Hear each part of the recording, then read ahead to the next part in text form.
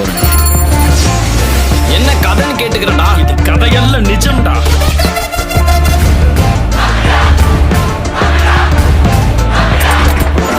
யார் இது புதுசா?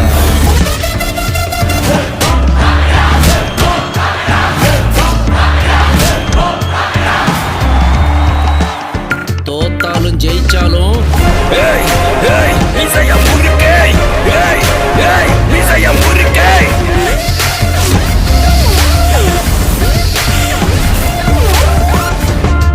லிரிக்ஸ் எழுதி டியூன்லாம் போட்டு வச்சிருக்கான்பா.